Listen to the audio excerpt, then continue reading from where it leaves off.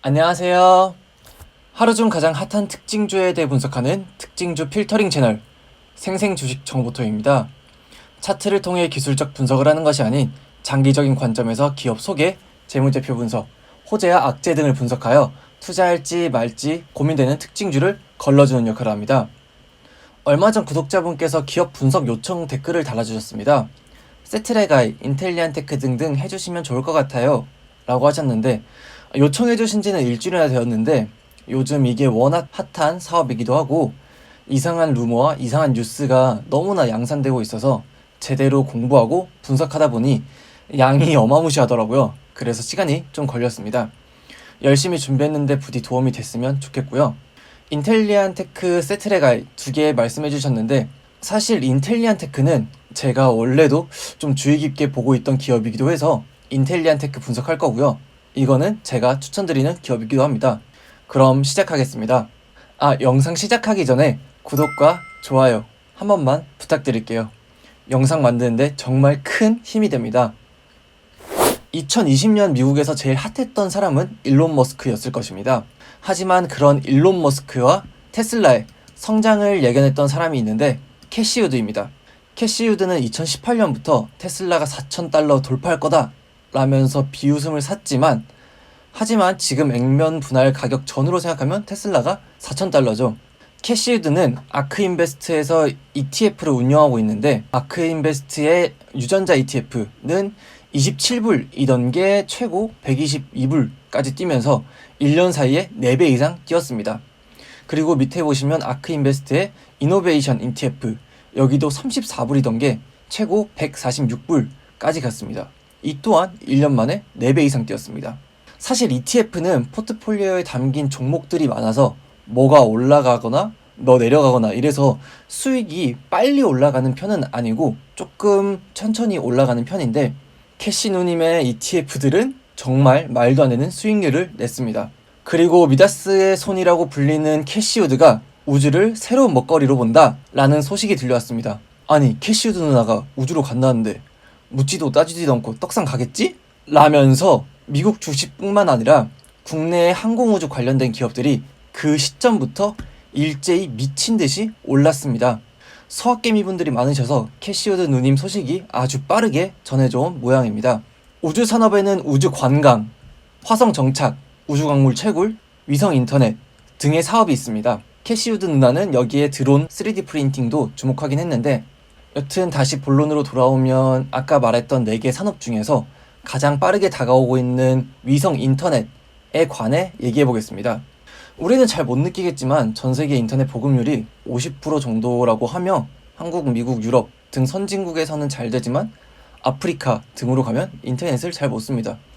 실제로 제가 아프리카에서 여행을 할 때 숙소 선택에 있어서 가장 중요하게 생각했던 게 와이파이 잘 터지냐, 그거였습니다.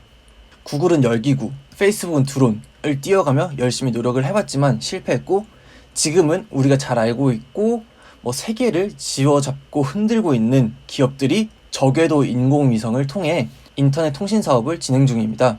테슬라 스페이스X의 스타링크, 그리고 아마존 블루오리진의 카이퍼 프로젝트, 그리고 페이스북의 아테나가 대표적인 예입니다.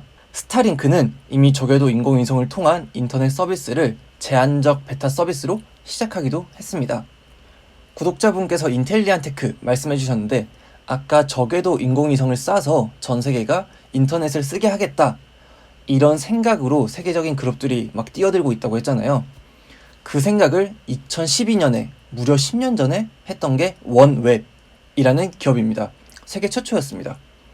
현재는 원웹, 스페이스X 이 두 기업이 저궤도 인공위성에서 조금 앞서 나가고 있는 모습입니다.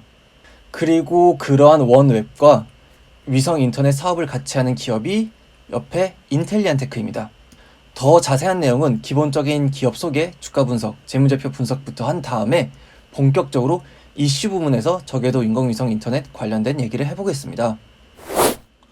인텔리안테크 홈페이지에 가면 세계 인류 핵심 기술을 이용한 경쟁력 있는 위성통신 안테나 개발, 딱 이렇게 적혀 있습니다. 인텔리안테크는 위성과 정보를 주고받을 수 있는 안테나 전문 기업으로 해양용 위성 TV 안테나 시스템과 해양용 위성 통신 안테나를 중점적으로 하고 있습니다. 해상에서는 지루한 시간을 달래기 위해서 위성 안테나가 필요하기도 하지만 긴급 상황에 대비하기 위해서는 위성 안테나가 꼭 필요합니다. 따라서 크루즈, 요트 뿐만 아니라 선박 어선 등에도 공급하고 있고, 심지어는 천조국의 상징 미국 해군과 군용 위성통신 안테나 공급 계약을 체결했습니다. 특히나 해상용 VSAT, 초소형 지구국이라고 하는데, 쉽게 말하면 해상에서 전화하고 인터넷하고 TV도 볼 수 있게끔 만들어주는 초소형 안테나라고 보시면 됩니다. 이 부분에 있어서는 위월드, 코펩의 추격을 뿌리치고 꽤 오랫동안 세계 1위를 하고 있습니다. 해상용 안테나로는 세계 1위를 찍고 이제는 육상용, 항공용 안테나를 개발 중입니다. 인텔리안테크는 특히나 차량 접근이 어려운 오지나 재해 지역 등에서 쓸 수 있는 군용, 육상용 안테나를 만들고 있습니다. 회사 보고서에 있는 내용인데, 우리 육군의 육상용 운반형 안테나를 이제 생산 및 공급하고 있다라고 합니다. 사업 다각화를 이뤄내고 있는 모습입니다. 사실 요즘 항공우주가 핫해지기 전까지 인텔리안테크에 대해서 많이들 몰랐을 수도 있습니다. 왼쪽을 보시면 매출 실적인데 수출 비중이 진짜 어마무시합니다. 무려 80~90%가 수출에서 나고 있습니다. 오른쪽을 보시면 국내에서 일어난 매출은 100억 정도이지만 미국에서만 170억, 유럽에서 370억, 그리고 기타가 130억입니다. 그래서 우리가 모를 수밖에 없었던 기업인 것 같습니다. 수출에서 많은 매출을 일으킬 수 있는 이유는 미국의 캘리포니아, 시애틀, 플로리다, 그리고 네덜란드, 영국, 중국, 싱가폴 등의 법인이 있기 때문에 수출에 용이합니다. 왼쪽은 주요 고객사인데요. 입마셋, 마링크, 리그넷 등등 들어보지 못했을 텐데 해양 관련된 기업이라고 하고요. 밑에는 쇼핑, 에너지, 국방, 크루즈 분야의 고객사가 있습니다. 오른쪽에는 인텔리안테크 여태까지의 굵직한 계약이 나와 있는데, 우리를 여기로 부른 원웹, 이 맵 밑에 보이네요. 원웹에 관한 것은 나중에 하기로 하고, 여기까지 간단하게 기업 소개하겠습니다. 위성과 정보를 주고받는 안테나 기업으로 해상 안테나 관련해서는 세계 1위다. 그리고 수출이 80~90%인 기업이다. 그리고 육상, 항공 안테나로도 사업을 다각화하고 있다 정도로만 간단히 보시면 될 것 같습니다. 인텔리안테크 오늘은 3% 내려서 89,300원입니다. 3개월간 주가 차트인데요. 1월 캐시우드 누나가 항공우주 산업 ETF 만들 거야 라고 소식이 들려온 뒤로 1월 14일 49,900원 하던 주가가 정말 미친듯이 올랐습니다. 이 기간 동안 거의 2배가 올랐습니다. 오른쪽은 2016년 10월 인텔리안테크가 상장했던 시기 이후부터 지금까지의 차트인데요. 좋은 기술력을 갖고 있었지만 크게 관심받지는 못했습니다. 만원대로 주가가 흘러오다 19년에 2만원으로 오르고, 그리고 여기 19년 5월에 원앱과 인텔리안테크가 파트너십 체결을 했다라는 소식이 들리면서 주가가 36,000원까지 오릅니다. 하지만 2020년 3월 코로나19 여파와 원앱 파산 이슈로 다시 주가가 하락합니다. 그리고 지금은 거의 주가가 로켓을 타고 우주로 가고 있습니다. 주변에 인텔리안테크에 대해서 꽤 오랫동안 분석해온 분이 계신데, 그분은 최근에 매도를 하셨더라고요. 자기가 생각했던 주가의 흐름보다 훨씬 급하게 올라갔다면서 조금 조정을 기다리게 했다고 하더라고요. 여튼 미친 듯한 주가를 보여주고 있는 인텔리안테크입니다. 인텔리안테크 재무제표 분석해 보겠습니다. 먼저 크게 보기 위해서 연간 재무상태표부터 볼 텐데요. 사실 여기서 눈에 띄는 점은 딱히 없습니다. 16년 상장한 이후로 부채 비율도 70%로 양호한 모습을 볼 수 있습니다. 연간 손익계산서를 보면 매출액이 점점 늘고 있다는 게 눈에 띕니다. 15년에 590억의 매출이었지만 777억, 837억, 1098억, 그리고 2019년에는 1179억의 매출을 일으켰습니다. 영업이익률은 최근 들어서 조금 줄어들어 7%대로 떨어지긴 했지만 그래도 영업이익 적자 없이 꾸준히 잘 성장하고 있는 모습입니다. 분기 재무상태표를 보면 부채 비율이 조금 늘어났다는 게 눈에 띄긴 하네요. 19년 말에 부채 비율이 69%였지만 최근 증가해서 2020년 3분기 기준으로 86%입니다. 하지만 부채 비율이 100% 미만이면 안정적이다 라고 볼 수 있는데 인텔리안 테크는 재무 상태가 그래도 안정적인 모습입니다. 분기 손익계산서를 보겠습니다. 2020년 1분기에 매출이 급감했고 영업이익 또한 손실, 즉 적자가 났습니다.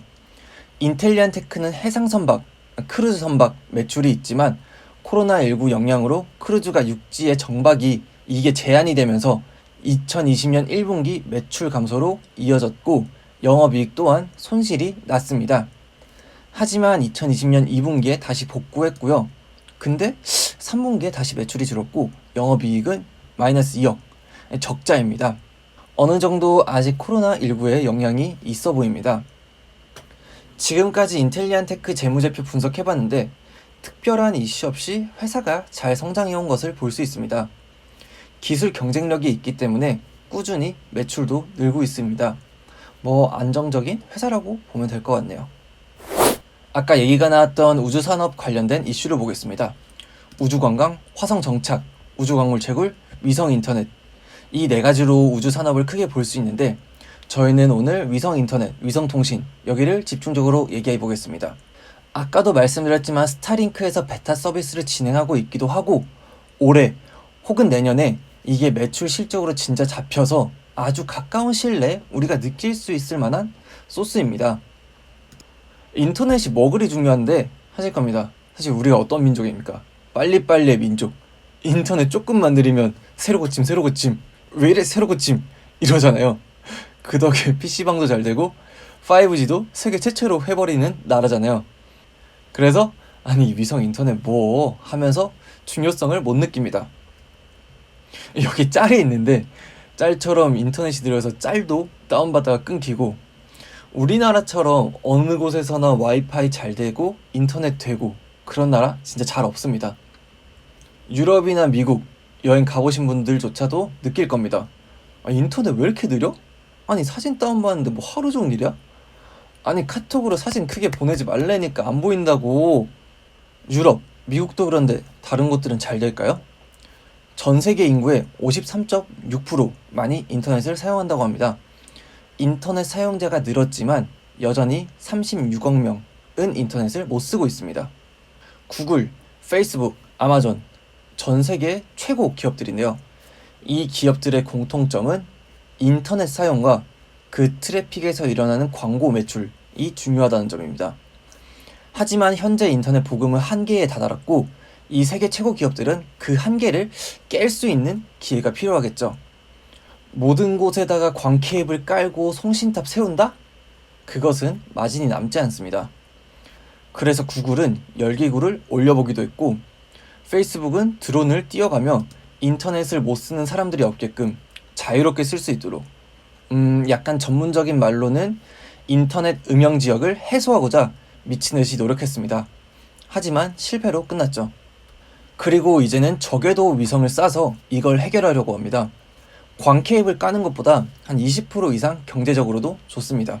위성통신은 고도에 따라서 저궤도, 중궤도, 정지궤도로 분류할 수 있는데 높으면 높을수록 인터넷이 지연됩니다. 그리고 신호도 중간에 방해받을 가능성이 높고요. 저궤도는 500에서 2000km 고도에서 돌고 있는 겁니다. 커버하는 부위가 좁을 수는 있지만 얘가 80분에 지구 한 바퀴를 돈대요. 진짜 미친듯이 빠르게 돌아서 그거를 상쇄해버립니다. 그리고 가까우니까 인터넷도 빠르게 탁탁탁 받을 수 있습니다. 스타워즈가 시작됐습니다. 옆에 이 사진은 2019년에 일론 머스크의 스페이스X가 저궤도 인공위성 60개를 한 번에 쏜 뒤 그게 지구 궤도를 돌고 있는 것을 찍은 건데 진짜 이런 거는 공상과학 얘기인 줄 알았는데 바로 앞으로 다가와 있습니다. 아래는 저궤도 위성 통신에 뛰어든 기업들입니다. 스페이스X의 저궤도 위성 프로젝트 스타링크, 그리고 영국 정부와 인도 통신기업이 하는 원웹, 아마존 블루 오리진이 하는 카이퍼 프로젝트, 캐나다 위성통신 텔레셋 등 대표적인 기업들만 적어봤습니다. 정말 면면들이 화려한데요. 각 회사들은 나사, 미 공군, 캐나다 의회, 구글, 마이크로소프트, 로키드 마틴 등과 파트너를 맺고 있습니다. 진짜 전 세계가 참여한 스타워즈입니다. 삼성전자가 2020년 7월에 6G 백서를 내놓았습니다. 아니 5G도 제대로 못 느껴보겠는데 뭔 6G야? 싶습니다. 삼성전자가 얘기하는 6G는 5G보다 더 빠르게 하겠다 라는 것도 있지만 자율주행 등을 원활하게 하는 위성통신, 그리고 바다, 사막에서도 인터넷을 사용할 수 있게 만드는 위성통신을 연계해서 우리가 6G를 하겠다, 뭐 이런 내용들이 들어있습니다. 괜히 이제 위성통신 얘기하니까 눈에 띄는 것 같습니다. 인공위성 시장 전망입니다. 3프로의 메리츠증권의 정지수 연구원님께서 나오셔서 설명해 주셨던 건데, 인공위성 시장은 이제 시작이고 앞으로 연 5%씩 계속 성장할 것이다. 그 중에서도 위성 인터넷 시장이 더 빠르게 성장할 것이다 라는 전망입니다. 아까 봤던 기업들 중에서 원웹에 대한 얘기를 해볼 텐데, 원웹은 648개의 위성을 쏘아 올리겠다 하면서 투자자를 찾았고 이미 74개의 위성을 쐈습니다.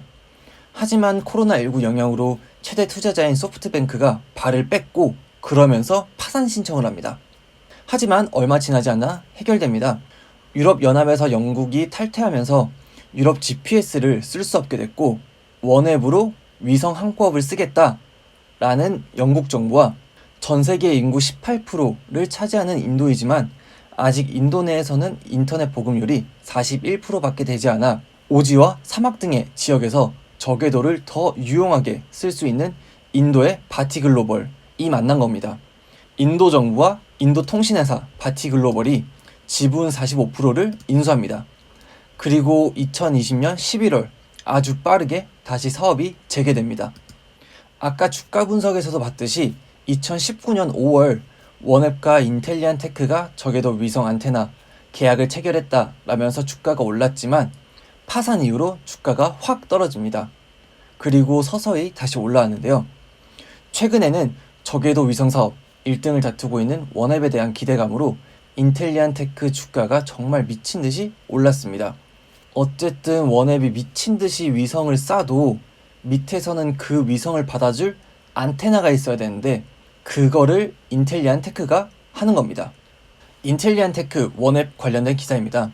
파산 신청 후 다시 인텔리안테크랑 생산 재개해서 기쁘다 라는 원웹 운영 책임자의 인터뷰가 있고, 그 밑에는 인텔리안테크가 기존에 가지고 있는 해상용 위성 안테나 이거를 조금만 업그레이드 시키면 바로 저궤도 위성과 통신이 가능한 모델이다.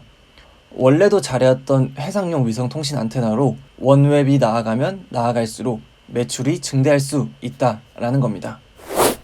아까 인텔리안테크가 VSAT 해상용 초소형 지구국으로는 세계 1위라고 했잖아요. 하지만 더 중요한 것은 아직 선박, 어선, 크루즈 등 해상용 안테나 도입률이 현저하게 낮은 편이라고 합니다. 여기는 유로컨설트 내용인데 VSAT 해상용 초소형 안테나 시장은 연간 최소 10% 이상 증가할 것이다 라고 전망했습니다. 현재도 압도적인 기술력으로 1위를 하고 있는데 시장의 전체 파이가 늘어난다면 인텔리안테크 매출 또한 기대해볼만 한 것 같습니다. 거기다 육상과 항공은 이제 시작인데 이미 우리나라 육군에 생산 공급하고 있습니다.